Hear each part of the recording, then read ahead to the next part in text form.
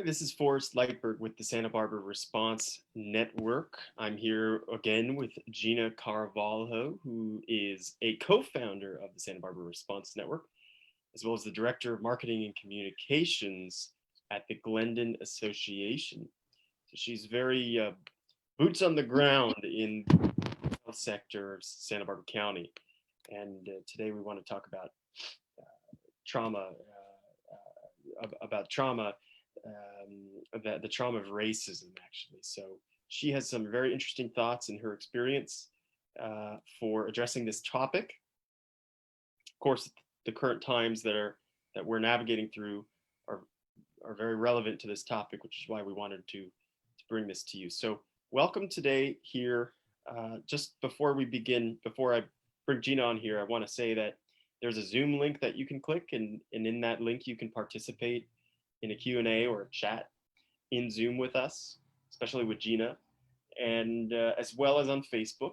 You're probably watching this on Facebook right now, so you can participate via Facebook as well. And if you have any questions or comments or concerns, feel free to leave them in the chat box. Also, I will be posting our website and phone number in the comments section, so check that out, as well as our YouTube links. So good to see you here. Good to have you all here. And I'm going to bring Jina on right now. Hi, Jina. Hi. Hi, Forrest. Thank you very much again for hosting this Facebook Live.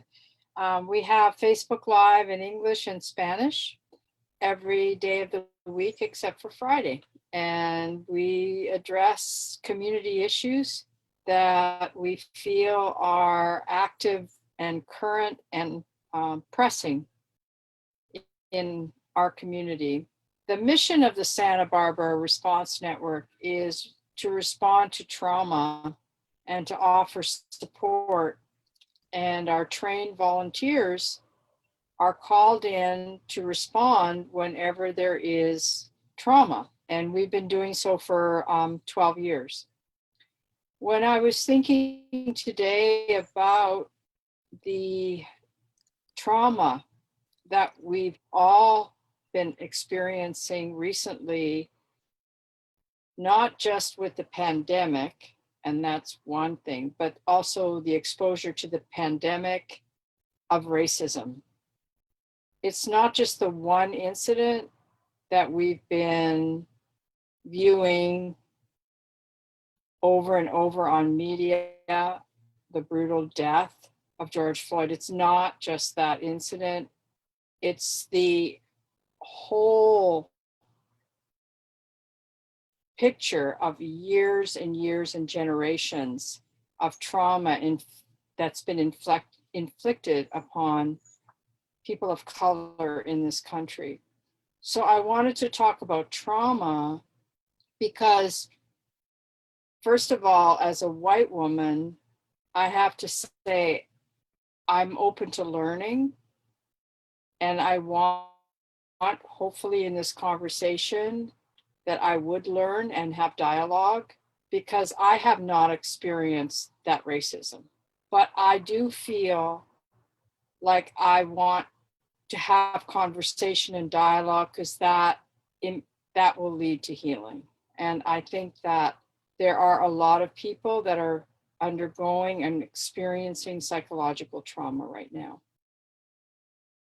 So I wanted to open this up to the fact that over so many decades, people of color have experienced just tremendous violence upon them. And that generational trauma is something we need to address, besides the fact that people are brutally and violently attacked.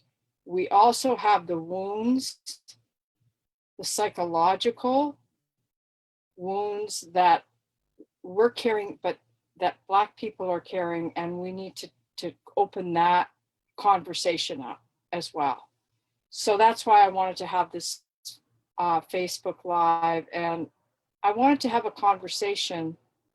I wanted to talk to people and ask them what they're experiencing. How can we as a community and even SBRN offers support because we want to be there for the people that are experiencing this right now. So that was the reason for having this this Facebook Live today, was to just have dialogue. And Forrest, what are you feeling in terms of what you've been seeing and witnessing, and how has it impacted you personally? Well, it's been difficult. It's been difficult. It's a topic that before this was not at the forefront in our particular community, probably, and so to face something ugly is not easy. So I would say that that's the first thing. But the second thing, of course, is that it's necessary now to really deeply think about these things. I look at the current times as an awakening, and in a sense, after this, what we're all aiming for, it looks like collectively we're taking action and moving in this direction right now more potently than I've ever seen it, is a greater awareness and internal sense of, what's the word I'm looking for? Fairness, sort of psychologically within the minds of the collective consciousness of whites. So bringing all this to the surface, that's what's happening right now. It's the recent events the last 2 weeks have brought these shadows within our collective psyche to the surface, and our job now is to address them, not to shove them away again, not to push them down again, but to really face them head on and decide, who do we want to be now moving forward? Who do we want to be, and how do we want to show up individually and collectively and as a society? So that's the opportunity that we have now, is to create a more harmonious relations and a more harmonious society. So in a sense, that is one of the silver linings, the gifts that could come from this time, I do feel. So that's a little bit about how I'm taking on this, is that in every challenge there's an opportunity. Right now is the opportunity to awaken and to decide more consciously who we want to be and how we want to show up for all people, for people who are different than us. Obviously there is corruption, there's systemic issues, systemic racism in our society, and I think that the responsibility falls on us now to respond to that, now that we're all collectively far more aware, at least in our conscious minds. It's at the forefront of our attention. So now we can respond to the systemic racism and address these things. We're more empowered to do so now, simply because the shadows have been brought to light so clearly. So does that make sense? That's sort of how I've processing this. Now it's a process. It's just as much to learn as any of us. So I'm not gonna claim that I have any. I don't know the answers, but I do. I trust humanity. I choose to trust humanity, and I think that we can. We have it in us. We have the potential in us to navigate through this well.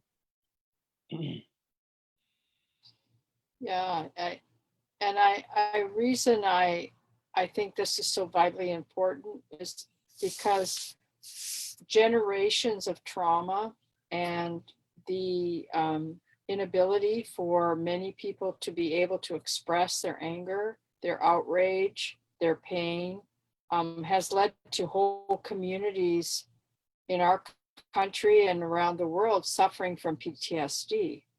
If you have collective trauma like there is in the Black community, the Indigenous community, in many cases, even the Latino community that we're working with here, but there's been generations of violence that they've experienced, and that level of violence and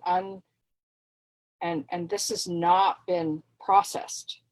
So all the research and the studies, like the adverse childhood event studies and the research studies, have shown that children and families have been deeply impacted by this ongoing systemic racism and violence that they've experienced. So there is the physical violence, but our area that we're talking about today is the internal suffering and silence that people have felt from this kind of oppression. There is tremendous trauma, unresolved trauma, which leads communities to have more illness of all kinds. I mean, the research is very clear. This trauma has led to a lot of physical ailments, psychological ailments. So we need to also bring the conversation up to what are people internally experiencing. And we need to step up to be able to offer mental health services and opportunities for dialogue and community healing. Otherwise, it's just going to continue. And so we have that internal experience that I wanted to bring up and say, this is a community that's hurting very deeply, years and years and generations. And so we need to also address that. And that mental health conversation is what I'm bringing up. We have to also talk about that. Yeah. So that those two crises in tandem, Yeah. they go hand in hand. Yeah. And I would say, excuse me, I think there's a train passing by. That's your train. That's right. Just moved near a train track. So,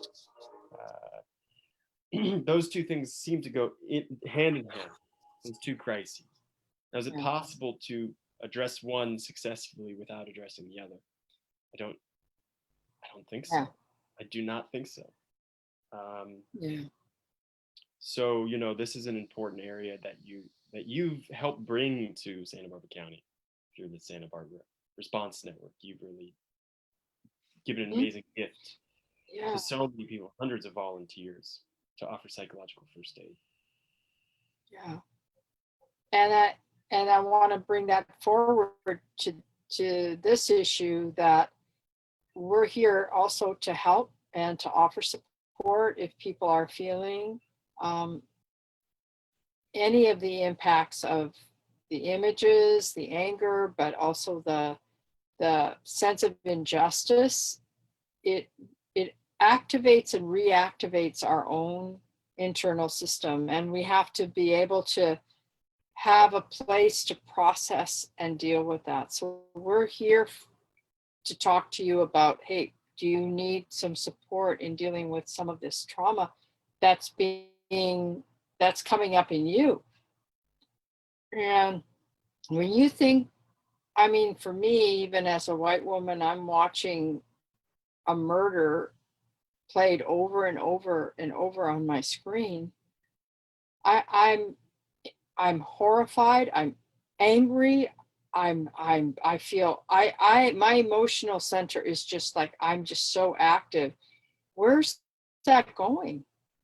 I mean, and if I were a Black person, I mean, so we've got to talk about how we're going to be able to deal with that. I think action is so important. The protests, I'm so energized by the youth and all the protests. I mean, I feel great about all of that, but I'm also concerned about how people are dealing with the internalized experience, the trauma that's being re-triggered.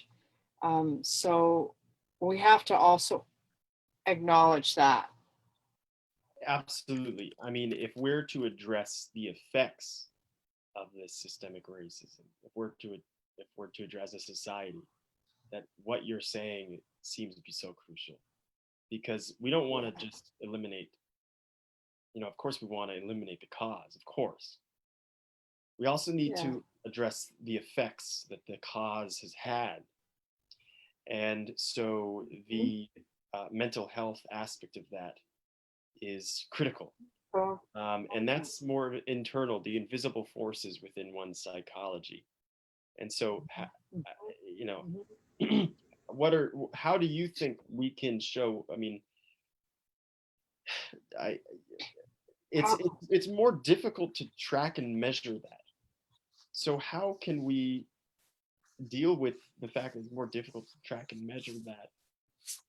How can we still move forward here and show up appropriately? Now, that's a question that I have in general, and that I would love to get various viewpoints on that, especially from people within the African American community and how they want to see us show up. I would like to see, I would like to, I look forward to having many conversations with that community, with members of that community, about exactly how do they want to see us show up for them, and how do they see it, what do they see as, what do they feel will provide the kind of justice and equality and fairness that they want to see, how can we show up for them. So we're all on a very fascinating journey of learning and humility. And so there's demands that need to be met from law enforcement, from the school system, in terms of what kinds of ethnic studies are being offered by whom, in terms of the police, what kind of response and response protocols are happening. I mean, there's a list of things we need to address in this community and every community around the country to make it so that it's a safe community for a person of color, to not be afraid to walk out of a store and be profiled in some way because they are a different color. So there's all these external demands that need to be met, and they need to be met, and they're articulated, they're all over the internet. We can support Black businesses, we can put our time into supporting organizations like Black Lives Matter. And our youth that this weekend protested, and they had a series of very articulate demands that they're asking from our community. Those are articulated, they're out there. I wholeheartedly support them.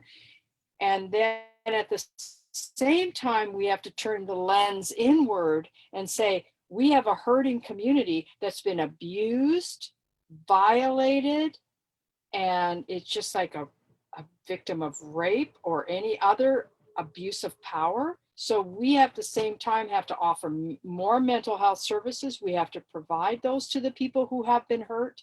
We have to turn the lens outward and inward. And I'm pushing for, okay, I also think we have people who have generations of trauma and PTSD, which the evidence shows, and that's why SBRN was founded, is to try to offset PTSD and help people process and heal.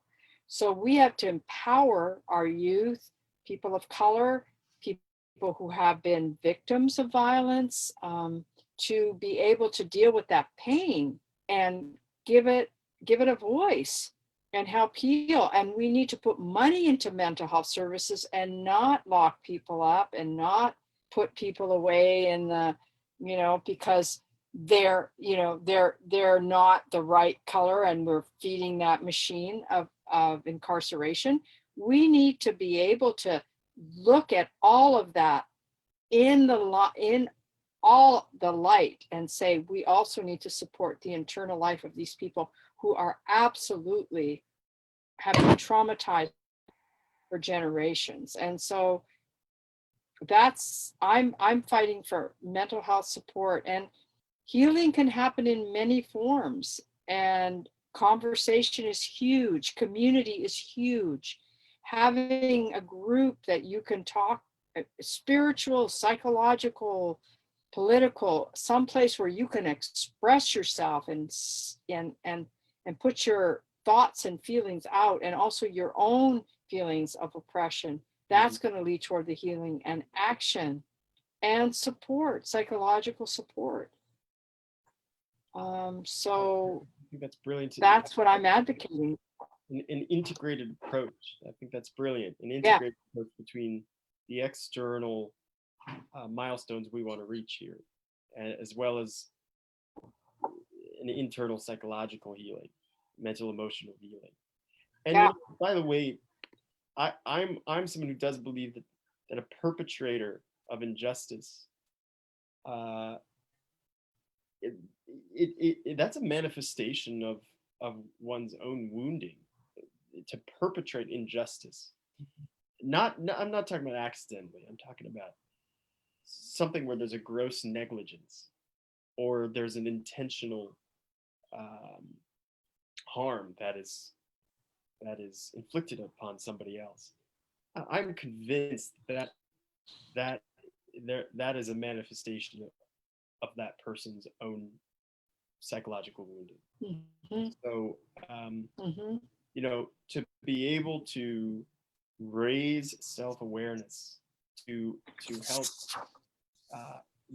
help our society, each of us, raise its own self-awareness in this area, and also general emotional intelligence, to teach the next generations and the current generations more about self-awareness and emotional intelligence.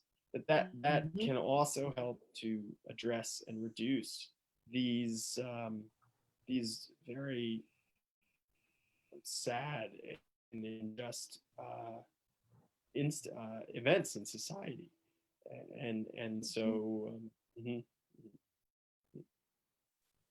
yeah. Well, unresolved childhood trauma on all levels is the biggest predictor for violent outcome.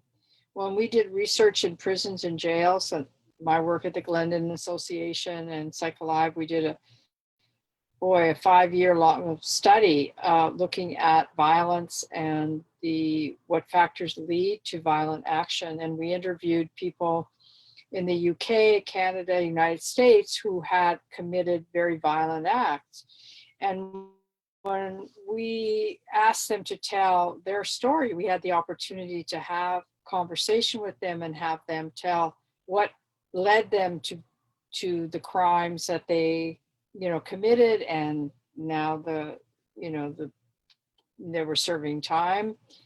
And all of them, I would say, all of them, 99% were victims of abuse, trauma, and childhood violence. I mean, and so what are we doing? We're locking people up and not dealing with the impacts that these individuals, what they experienced, unprocessed, horrendous experiences of violence toward them, abuse of every kind.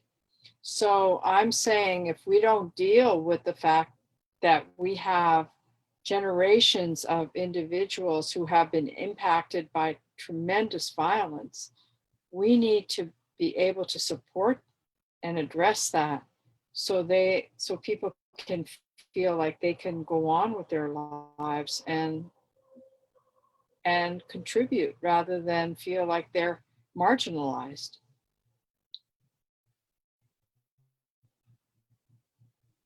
I of course agree with you there. Absolutely. Excuse me, there's another train passing by here, so I'm going to wait just a moment to respond.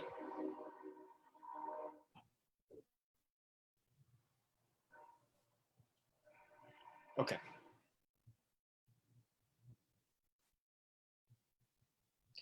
Yeah.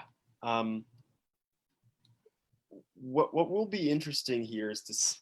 My hope is that this great awakening in our society will lead us to collectively also bringing these things to the forefront. Exactly what you're saying, exactly what you're referring to, is greater family well-being, family health, mental health, childhood development, etc.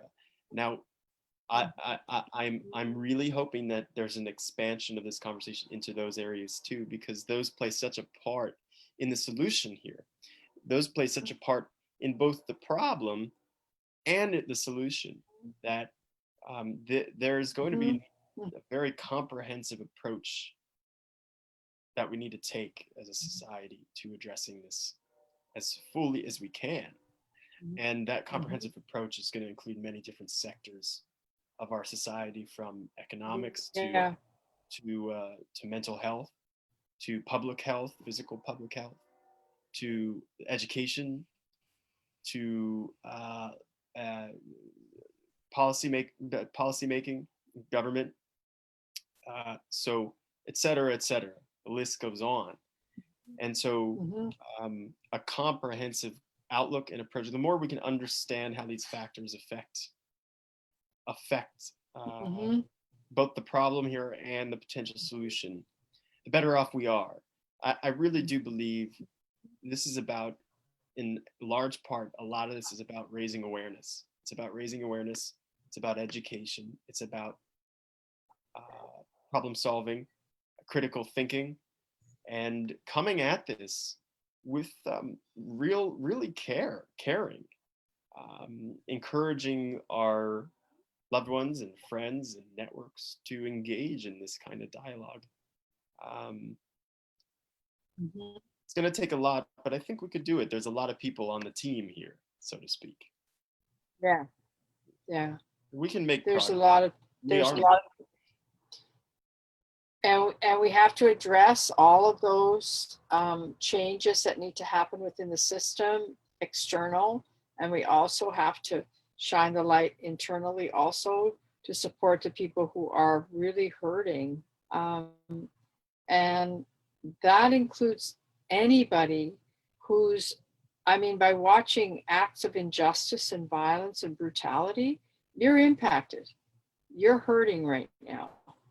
And I encourage you to be able to express what's going on for you and not carry all of that inside you and in your body.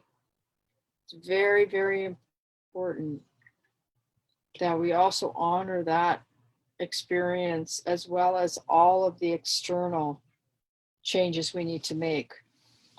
As a society, we need to absolutely honor the internal experiences of our community members.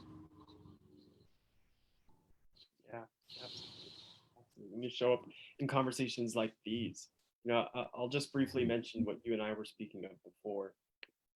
Well, what I was sharing with you, actually, just so people know that who was sharing what, was that my thought was that there's oftentimes I see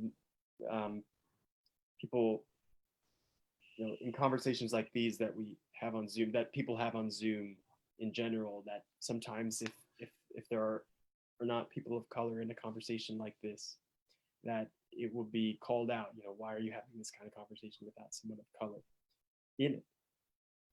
My perspective is that it's a good sign when we can talk about these things on our own, because in addition to with people of color, that's where we want to be. That's where we want to be to start solving this. That's where we want to be to start addressing this. That's what this is all about, is that more of us start talking about it, more of us start caring more to talk about it. So, the more we can engage in these conversations and broadcast them out and start, you know, like this broadcast is going to go out. There's going to be people who see it, and then they're going to talk to other people, and it's going to influence their their thoughts, and those people are going to go out and talk about it. So there's a ripple effect, right? The more we could talk about this, the better. The more we talk about it, come up with creative solutions and ideas, that I think the better. And yes, it is important to speak with and listen to the African American community here. It's also important for us to speak about this, whether or not they're around in any given moment. And that is also part of the solution here, if that makes any sense. So I you know, yeah, and then again, how important it is, of course, to be talking with them directly too, and including them in these conversations as well, and learning from them how they feel, how this has affected them directly. But overall, the more we can bring light to this, the better, no matter the color of our skin, in my opinion. Yeah. Yeah, I agree.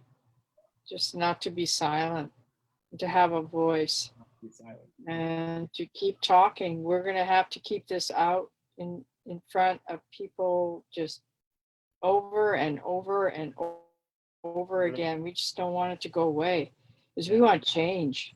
We want change. And if we want change, we have to keep vote. We have to keep talking. We have to keep, protesting. We have to keep it a continuous dialogue, and we're not going to go away.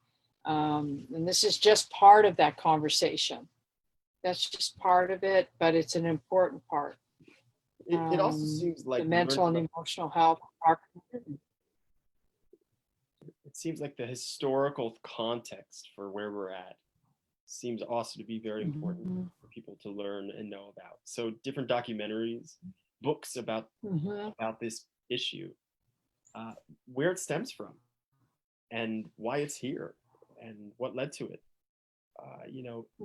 Sometimes the history tends to repeat itself, or at least in certain ways, emulate itself.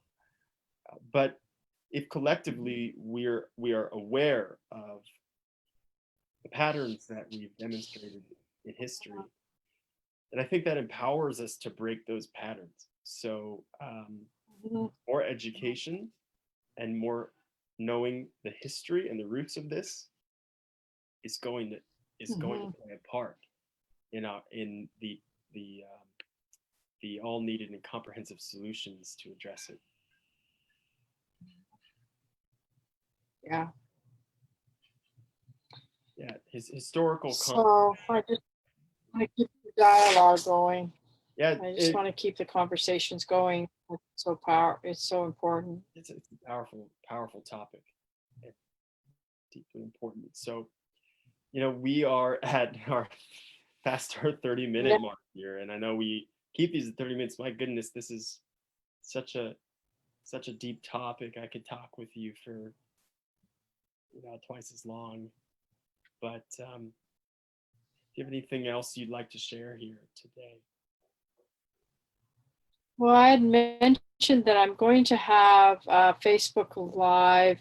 Our next one will probably be on Wednesday at noon with Akila Shirelles. And Akila's working in Newark, in the streets of Newark. He's did a lot of peace activism work in Watts, and now he's in Newark, and he's going to be talking about community, empowering communities with alternatives to policing. So not to community policing, but community outreach and support, so that we can take charge of our own citizens and responses. And I'm hoping to have him on Wednesday at noon so that we can hear how he's been doing this, not just nationally, but how we can learn different models of dealing with community, quotes, unrest, or alternatives to force and violence. So I hope to have him on Wednesday at noon. So I'll be sending messages out to people. It'll be a conversation well worth tuning into. So. Lovely. That I look forward to that as well. Mhm. Okay, so to wrap up here, I just want to share that this video, along with all our others for these compassion centers, they are online for your on-demand access on YouTube. So if you go to YouTube and just type in Santa Barbara Response Network, you'll be able to find them there. Mhm. And we'll see you on Wednesday. We'll continue this conversation going, and we invite you to bring this conversation into your own networks and Yeah. relationships. And if you're needing support or you know people that need support, you can call us, English and Spanish, at the Santa Barbara response line, which is 805-699-5608. That's 805-699-5608. And you can call us and you can get support. If you're struggling with what's going on right now, pandemics of race, pandemics of COVID, we're here for you. We're a community support organization. Everything is free 24/7, English and Spanish. So please reach out and send people to us if you need support. Absolutely. Okay, well, thank you, Gina, once again. And thank you all for tuning in. And we will see you on Wednesday. Okay. All right. Bye-bye.